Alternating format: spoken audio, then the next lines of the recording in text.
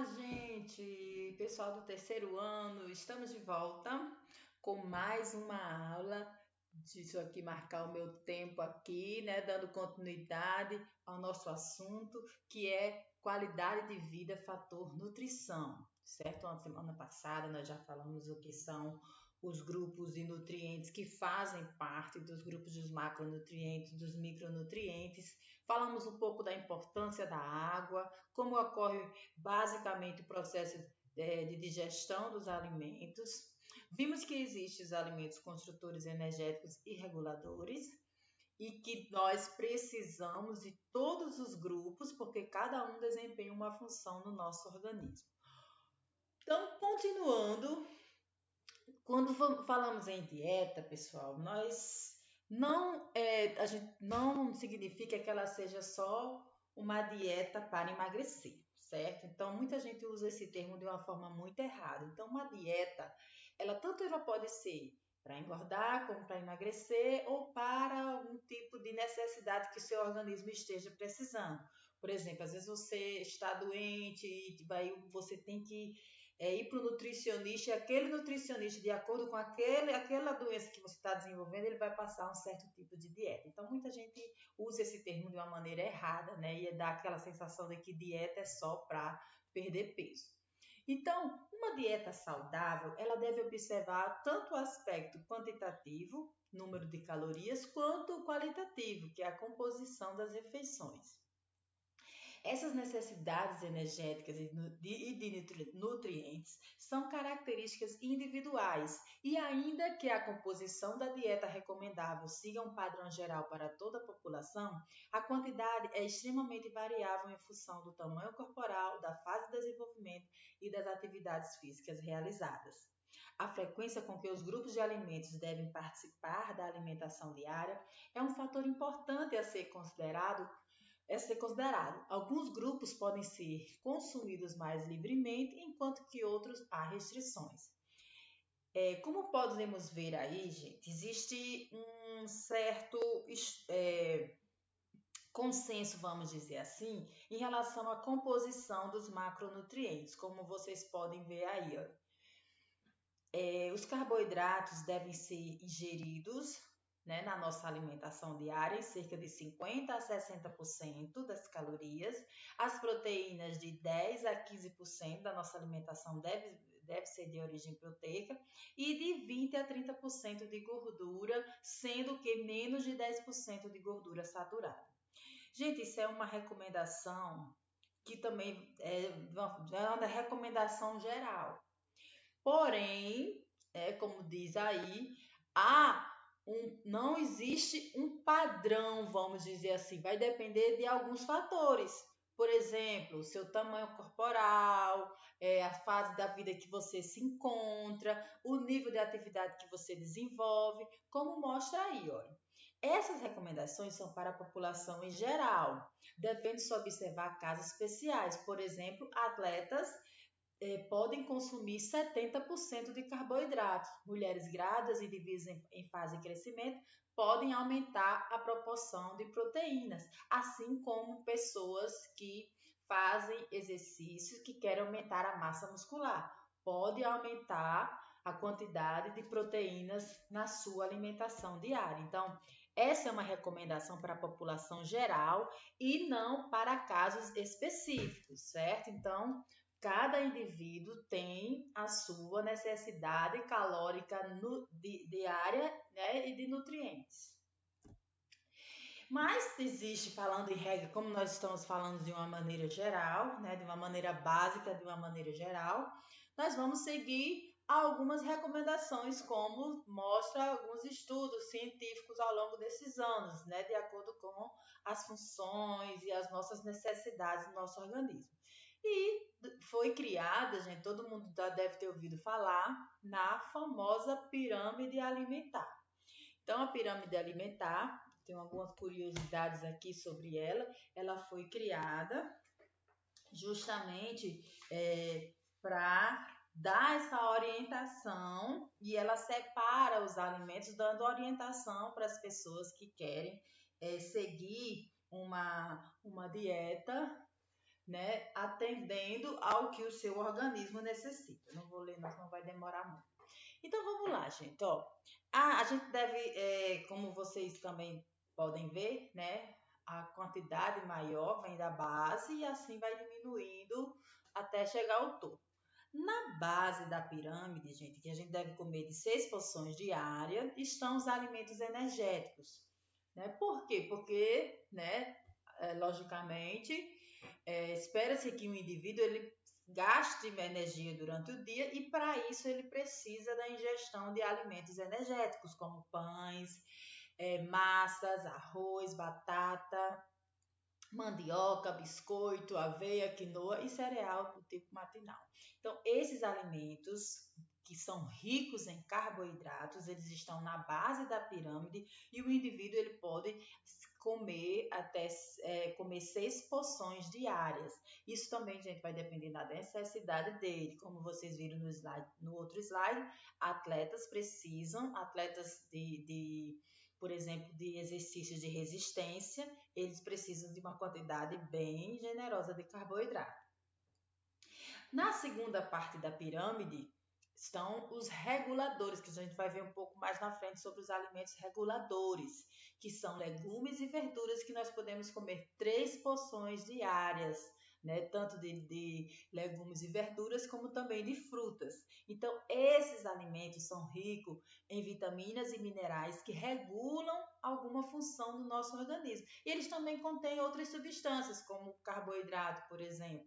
Né? No caso aí, que a gente na figura aí vocês estão vendo a banana é rica em carboidrato e é rica em outras substâncias também, como o potássio, que é um mineral que é importante para o nosso organismo, a laranja rica em vitamina C, enfim. Então, todos esses alimentos, eles eles regulam alguma coisa no nosso organismo e a gente precisa, são imprescindíveis.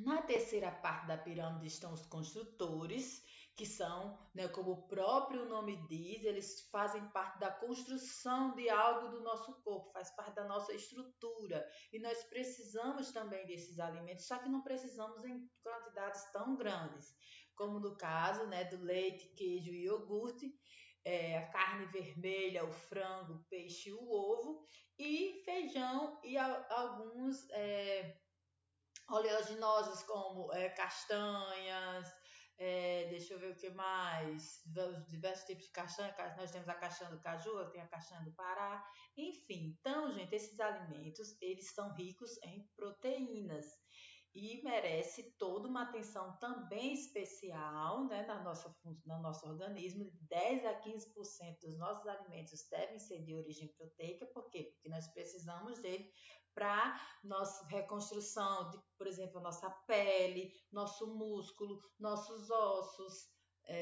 enfim, várias estruturas são feitas de proteínas. Por isso que pessoas que querem aumentar a massa muscular, elas fazem um aumento da ingestão de proteínas, por quê? Porque vai aumentar a estrutura do músculo, ok? E no topo, os energéticos extras, né? Extras por quê? Porque a gente não tem necessidade. Então, quando nós ingerimos eles, a gente tem um acúmulo extra de energia, que se não for gasto, a gente vai ficar acumulado no nosso corpo em forma de gordura. E é um tipo de nutriente que não é muito saudável. Vocês viram que a maioria desses energéticos extras são ricos em gorduras saturadas e nós só devemos ter no nosso organismo menos de 10%. Então, são óleos, gorduras de origem animal, aquelas que fazem mal para o nosso organismo, açúcares, doces presentes em quê? Em balas, em sorvetes, em pães refinados, deixa eu ver o que mais, guloseimas, né, gente? Aquelas coisinhas gostosas que nós sabemos que nós não podemos comer demais, né? Salgadinhos, biscoito recheado, enfim. Todos aqueles alimentos que nós devemos evitar. Evitar ou comer pouco. Então, essa pirâmide, ela é, como eu falei, gente, ela é uma orientação para a população geral, porém há restrições dependendo do seu organismo, do tipo de vida que você leva, a fase de vida que você se encontra e enfim. E rapidinho eu vou tentar falar para vocês, que eu quero restringir essa aula em 15 minutos. Eu quero falar sobre as calorias, que são as energias dos alimentos. Então, gente, a caloria é a unidade de medida da quantidade de energia contida nos alimentos. Ela também se mede em calorias a energia que o corpo gasta em todas as suas atividades, inclusive quando está em repouso. Então, os alimentos eles são medidos através de quilocalorias. Por quê? Porque ele traz a quantidade de energia em cada grama daquele alimento. Como, por exemplo, como é que isso funciona? Funciona assim: na combustão de 1 grama de carboidrato e também de proteína, são liberadas 4 calorias para queimar aquela grama e transformar em energia. Já as gorduras, que são moléculas maiores, liberam 9 quilocalorias na sua combustão. Então, gente, para queimar 1 grama de gordura, você precisa gastar 9 quilocalorias para realizar essa combustão. Vocês estão entendendo? Então é isso. Por isso que a gordura ela engorda mais. Por quê? Porque ela precisa de liberar mais calorias, ela tem mais calorias e, consequentemente, você precisa liberar, gastar mais quilocalorias para queimá-la, ok? Então, por isso que a energia é melhor energia que seu corpo deve utilizar é dos carboidratos. E o teor calórico de um alimento depende da quantidade de gorduras, carboidratos e proteínas que ele contém. Então, o alimento, quando ele não contém nenhuma desses macronutrientes, nem gorduras, nem carboidratos, nem proteínas, ele é considerado zero calorias. Por isso, quando às vezes você compra um alimento que diz assim, 0 quilocalorias, quando ele é totalmente diet, né? A gente chama os alimentos diet quando ele contém zero. O light não, o light ele contém uma quantidade menor. O diet não, o diet ele não contém, ele não é para ter, ok? Então, quando ele é 0 quilocalorias, ele é 0 calorias, ele não contém nem carboidrato, nem gordura, nem proteínas. Pelo menos não se deve conter, né? Não sabemos se os alimentos que vendem aí na indústria, se eles estão obedecendo direitinho a esse fator. Essa energia ela pode ser armazenada no corpo, principalmente na forma de gordura. Então, quando a gente tem excesso, logicamente vai ser armazenado em forma de gordura. Por isso que as pessoas, né, têm aquele excesso de gordurinha. Por quê? Porque ele ingeriu mais do que gastou. Né? E quando ingere muito, você vê o trabalho que dá, né, para queimar 1 grama de gordura. Precisa de 9, ou seja, mais que o dobro de que você quando libera para a combustão de carboidrato e proteína, viu, gente? Dependendo da idade, sexo e outros fatores, níveis de atividade diária, fase de crescimento e gravidez, a quantidade de calorias diárias pode variar bastante.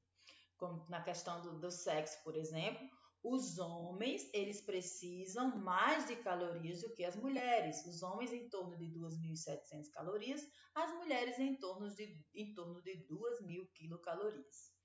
Essa regra não se aplica para pessoas atletas de alto nível, como mostra aí. Por exemplo, muitos atletas podem necessitar de 4 a 5 mil quilocalorias diárias, mas eles precisam dessa grande quantidade de calorias porque eles gastam. Então, gente, tem que ver todas essas particularidades. Mulheres grávidas também, elas precisam de uma necessidade a mais de quilocalorias para poder nutrir o bebezinho que ela está trazendo na barriga, né? Ela vai precisar também de uma quantidade a mais de proteínas para que o feto possa desenvolver sua estrutura.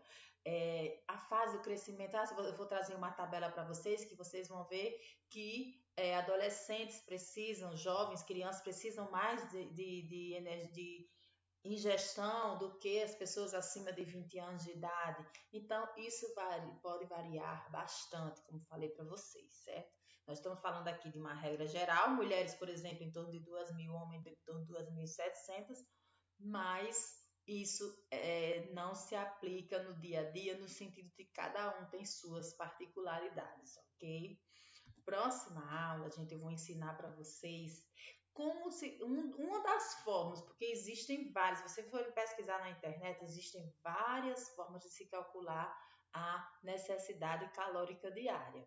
Então, não vou me estender muito, a nossa aula já está chegando a 15 minutinhos, né? Fui orientada a não passar dos 20 minutos, mas como essa aula aqui, ela vai necessitar de uma atençãozinha a mais, que a gente vai trabalhar com um cálculozinho, e se vocês, isso é uma das formas, viu, gente? Como eu falei, existem várias formas de você fazer esse cálculo. Eu trouxe aqui alguns exemplos. Então é isso, gente.